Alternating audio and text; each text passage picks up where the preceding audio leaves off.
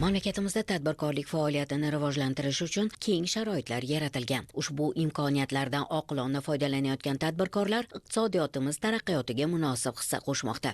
Biroq ayrim holatlarda daromad orttirish ilinjida qonun talablarini buzish holatlari ham uchrab turibdi. Bosh prokuratura hamda O'zenergiya inspeksiya hamkorligida Samarqand tumanida o'tkazilgan nazorat tadbirida mas'uliyati cheklangan jamiyatga qarashli umumiy ovqatlanish maskanida tabiiy gaz tarmog'iga yashirin usulda noqonuniy ulanish holati aniqlandi. Natijada gaz ta'minot korxonasiga 1 milliard 548 million so'm miqdorda zarar yetkazilgan. Shuningdek, Buxoro viloyatining Romitan tumanida tashkil etilgan nazorat tadbirida fermer xo'jaligi mas'ullari elektr qurilmalarini o'zboshimchalik bilan tarmoqqa ulab, elektr energiyasidan noqonuniy foydalanib kelayotganliklari fosh etildi. Buning oqibatida elektr ta'minoti korxonasiga 1 milliard 754 million so'm zarar yetkazilgan. Xorazm viloyatining Bog'ot tumanida esa fuqaroga qarashli suv nasoslari elektr tarmog'iga noqonuniy ulangani aniqlandi. Dastlabki hisob-kitoblarga ko'ra, mazkur qoidabuzarlik tufayli elektr ta'minot korxonasiga 765 million so'mlik zarar yetkazilgan. Ayni paytda ushbu holatlar yuzasidan huquqni muhofaza qiluvchi organlar tomonidan tergovga qadar tekshiruv ishlari olib borilmoqda.